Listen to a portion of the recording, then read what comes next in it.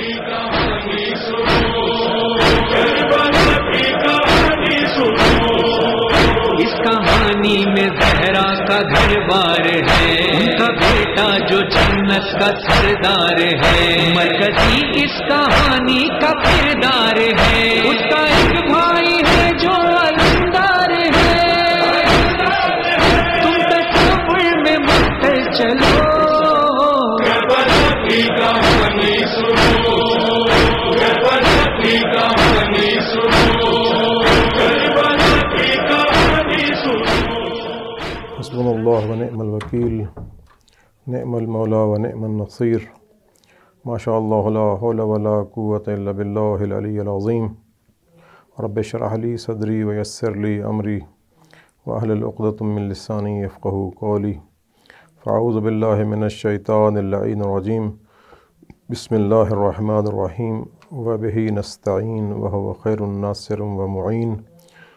الحمد للہ رب العالمین باری الخلائق اجمعین، الصلاۃ والسلام علی اشرف الانبیاء والمرسلین وآلہ الطیبین الطاہرین المعصومین، سیما بقیۃ اللہ فی الارضین، روحی وارواح العالمین لتراب مقدمہ الفداء الحجت القائم المہدی الذی ببقائہ بقیت الدنیا وبیمنہ رزق الورا وبوجودہ ثبتت الارض والسماء۔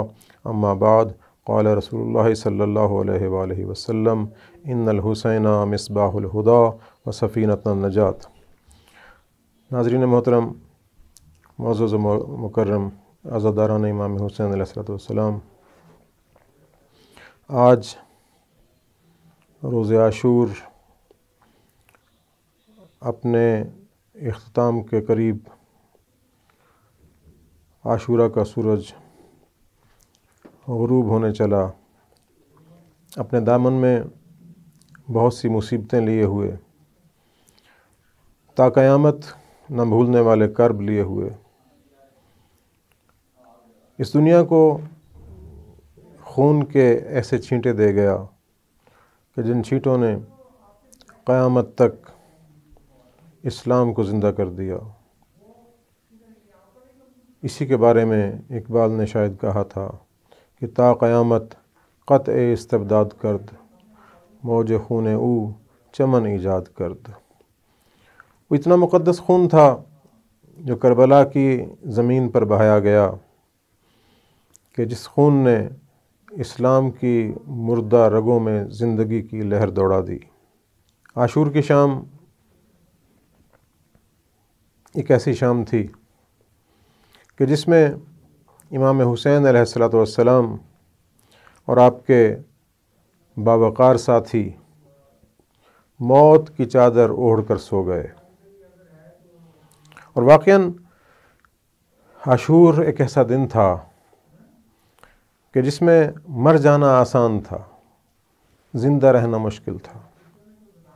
بس وہی زندہ رہے کہ جنہیں وقت آخر خیام سے ودا کرتے وقت امام علی مقام نے اپنی عقیلۃ القریش بہن جناب زینب کبریٰ صلوات اللہ وسلامہ علیہا کے سپرد کیا تھا، اور فرمایا تھا استعدوا للبلا، کہ بس بہن اب بلاؤں کے لیے تیار ہو جاؤ، خدا تمہارا حامی و ناصر ہوگا، وہ تمہاری عزت و کرامت کی حفاظت کرے گا، تمہارے دشمن کو ذلیل و رسوا کرے گا۔ پھر اسی شام عاشورہ نے دیکھا کہ امام حسین علیہ السلام کا سر نوک نیزہ پہ بلند کیا گیا۔ اسی شام عاشورہ نے دیکھا کہ آسمان پر ملائکہ میں کوہرام مچا، جنت کی حوروں میں کوہرام مچا، ارض و سما کے حیوانات تک روئے۔ حسین ابن علی کی مظلومانہ شہادت قیامت تک کے لیے انسان کے لیے باعث ندامت بن گئی، استبدادیت کو دفن کرنے کا ہنر سکھا گئی۔ ایک عاشورہ ہر دن کو عاشورہ بنا گیا، لیکن فقط اگر شہادت حسین علیہ السلام پر ہی قوم جفاکار اکتفا کر لیتی، بیعت کا انکار کرنے والی ہستی کو قتل کرنے پر ہی اکتفا کر لیتی تو شاید تاریخ اتنی غم گسار نہ ہوتی، اسلام کی تصویر اتنی تاریک نہ ہوتی۔ لیکن استبدادی قوتوں کو فقط اس ایک زبان سے دشمنی نہ تھی، وہ ہر اس زبان کے مخالف تھے کہ جو حق کی حمایت میں بولتی ہو، وہ ہر اس زبان کو خاموش کر دینے کے عادی تھے کہ جو باطل کے لیے فرما روائی پر بیعت نہ کرے، جو اپنے اوپر باطل کو مسلط کرنے کے لیے اپنے آپ کو بیچ نہ دے۔ حسین ابن علی نے اسی لیے کربلائی پرچم اپنے بعد اپنی بہن زینب کے سپرد کیا۔ بس قتل حسین کے بعد میدان کربلا میں اندھیرا چھا گیا، تاریک آندھیاں چلیں، ہاں مگر ان تاریکیوں میں بھی ایک روشنی تھی، وہ روشنی خیام حسین کے جلنے کی روشنی تھی۔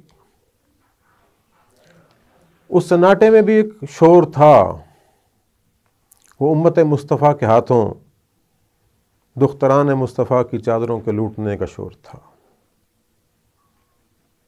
اس میں ایک غوغا تھا، کذاب ہائے امت، کذاک ہائے امت کے ہاتھوں خانوادہ پیغمبر کے اسباب و مال کو لوٹنے کا شور و غوغا تھا۔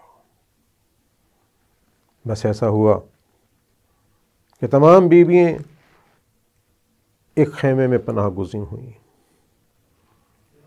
اس خیمے کو بھی جب آگ لگی تو اس وقت اسلام کی محافظہ زینب دوڑتی ہوئی امام وقت اپنے فرزند حضرت امام زین العابدین علیہ السلام کے پاس آئیں اور کہا کہ اے بیٹا، وقت کے امام ہو، خیام کو آگ لگ چکی، ہمارے پردے لٹ چکے، حکم کیجئے کہ انہی خیام میں جل کے مر جائیں یا باہر جائیں۔ امام نے باہر جانے کا حکم دیا۔ زہرا کی زہرا بیٹی، مصطفیٰ کی مصطفیٰ نواسی نے اپنے بالوں سے چہروں کا پردہ بنایا اور خیام سے باہر آ گئیں۔ حمید ابن مسلم کہتا ہے کہ میں نے دیکھا ایک ضعیفہ خاتون بار بار ایک جلتے ہوئے خیمے کی طرف بڑھ رہی ہے، دوڑ کے جاتی ہے لیکن آگ کی شدت برداشت نہیں ہوتی، واپس پلٹ آتی ہے، پھر جاتی ہے، پھر پلٹتی ہے۔ میں نے 30 منٹ بعد دیکھا کہ وہ خاتون اپنا سب کچھ داؤ پہ لگا کر جلتے ہوئے خیمے میں چلی گئی۔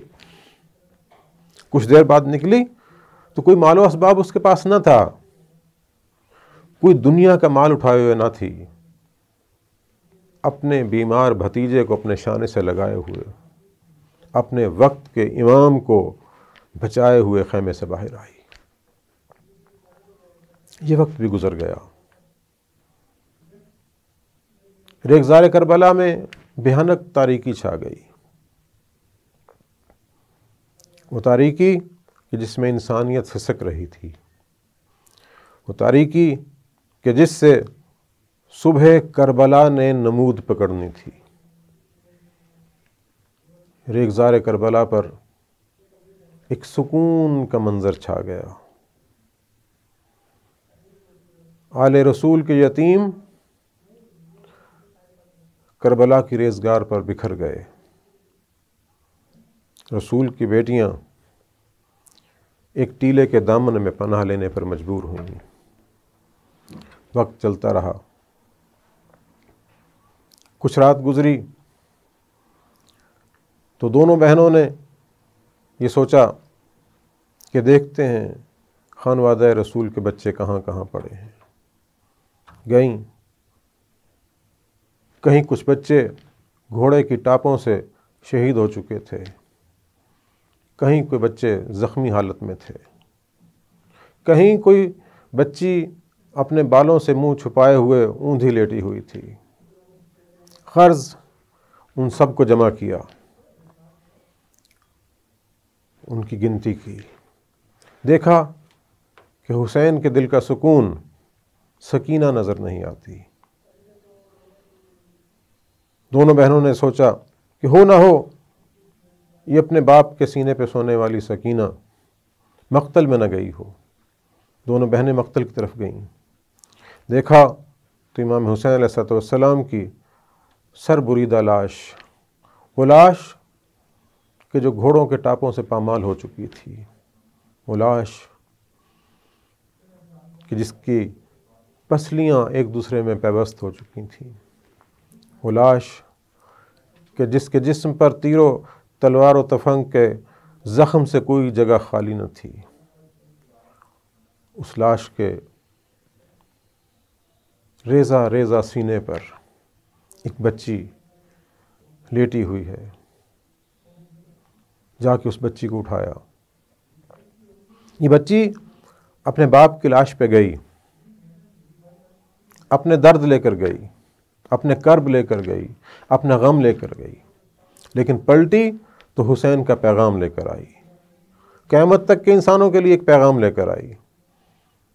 آپ خود بیان فرماتی ہیں کہ جب میں اپنے باپ کے سینے پر تھی تو میرے باپ کی کٹی ہوئی گردن سے یہ آواز آئی، جو پیغام تھا قیامت تک کے انسانوں کے لیے، یا شیعتی ما ان شربتم الماء فاذکرونی، کہ اے میری اطاعت کرنے والوں، جب کبھی بھی پانی پینا مجھے یاد کرنا۔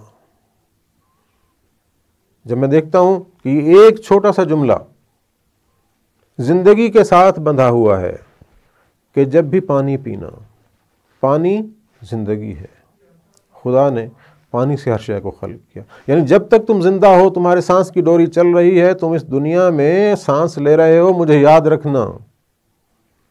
اور سمعتم بشہید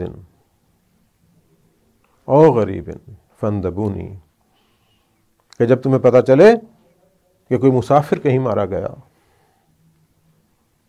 تو مجھ پہ آنسو بہانا، مجھ پہ ندبہ کرنا۔ ندبہ بآواز بلند رونے کو کہتے ہیں۔ یا لیتکم فی یوم عاشورا تنظرونی، اے کاش کہ تم کربلا میں ہوتے۔ کیف تسقی طفل فابوا یرحمونی، کہ میں اپنے بچے کے لیے کیسے پانی مانگ رہا تھا اور قوم اشقیا کس طریقے سے ظلم کر رہی تھی۔ اس پیغام کی امین تھی سکینہ، پیغام لے کر آئیں۔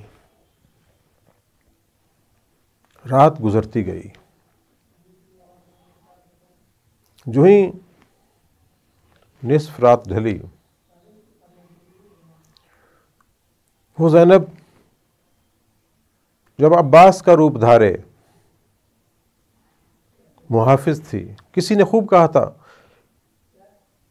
کہ کبھی حسین، کبھی فاطمہ، کبھی زینب، جہاں پہ جیسی ضرورت تھی بن گئی زینب۔ علی کی علی بیٹی نے جب دیکھا کہ نصف رات ڈھل چکی، اب اطاعت پروردگار کا وقت ہے، علی کی بیٹی نے ریگزار کربلا کو مصلی بنایا اور نماز شب کے لیے کھڑی ہو گئی۔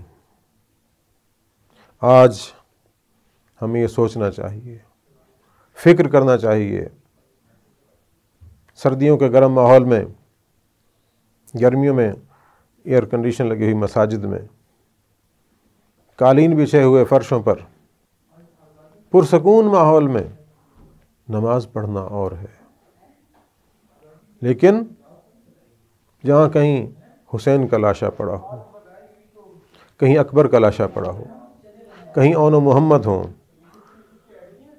کہیں قاسم ہوں، کہیں اصغر کا چھوٹا سا لاشا پڑا ہو، ہر طرف بکھرے ہوئے لاشوں میں اس مقتل گاہ کو مصلی بنا کر خدا کی بارگاہ میں کھڑے ہو کر یہ کہنا کہ اللہ اکبر، بس اللہ تو سب سے بڑا ہے، یہ کردار زینبی ہے، یہ پیام عاشورہ ہے۔ بس یہ رات بھی گزری۔ اس رات میں کاروان امام مظلوم کے باقی ماندہ خواتین و بچے،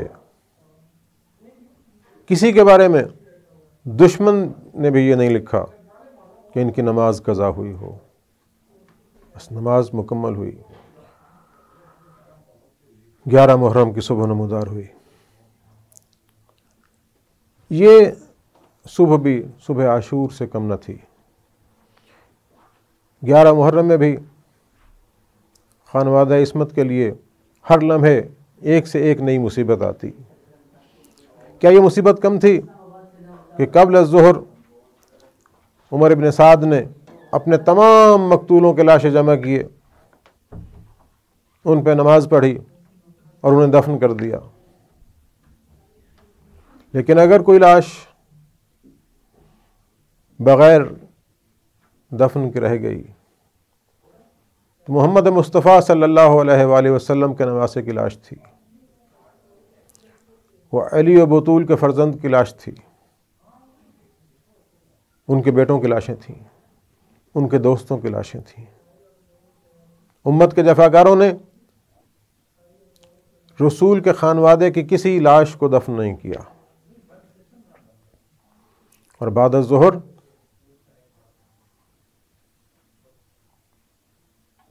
آل محمد کے قیدیوں کو کوفہ لے جانے کا پروگرام بنایا گیا۔